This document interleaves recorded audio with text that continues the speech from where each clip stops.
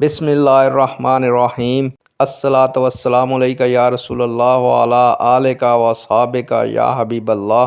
السلام علیکم ناظرین و سامعین، امید کرتا ہوں کہ آپ سب اللہ کے فضل و کرم سے ٹھیک ہیں، اور اللہ تعالیٰ سے دعا کرتا ہوں کہ اللہ تعالیٰ آپ لوگوں کی تمام دلی مرادیں پوری فرمائے اور آپ کو ظالم کے ظلم، حسد کے حسد سے محفوظ فرمائے۔ پیارے دوستو، آج کی ویڈیو کا عنوان ہے بزرگان دین کے مزارات سے فیض کیسے حاصل کیا جاتا ہے۔ امید کروں گا کہ یہ معلومات آپ کے علم میں اضافہ فرمائے گی، اور آپ اس ویڈیو کو شیئر کریں گے، چینل کو سبسکرائب کریں گے تاکہ دوسرے لوگ بھی اس معلومات سے مستفید ہو سکیں۔ پیارے دوستو، بڑھتے ہیں ویڈیو کی جانب۔ معزز ناظرین و سامعین، کسی شیخ کامل سے بیعت ہونا ضروری ہے، اور ان کی تربیت میں رہنے سے جب بندہ پابند شریعت بن جاتا ہے اور وظائف و اذکار کا پابند ہو جاتا ہے تو اس سے روح طاقتور ہو جاتی ہے، اور اس بندے کے اوصاف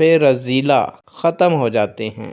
اوصاف رذیلہ مطلب برے اوصاف، اور آہستہ آہستہ اس کا ظاہر اور باطن صاف ہو جاتا ہے۔ تو دوستو، پھر وہ کسی صاحب قبر سے فیض حاصل کر سکتا ہے، لیکن اس کے لیے ضروری ہے کہ اسے اپنے شیخ کامل سے رجوع کرے، فیض کے آنے اور جانے کی سمجھ حاصل ہو، پھر صاحب قبر سے فیض حاصل کیا جا سکتا ہے۔ نیک دعاؤں کے ساتھ آپ سے اجازت چاہوں گا۔ اللہ تعالیٰ آپ کا اور میرا حامی و ناصر ہو۔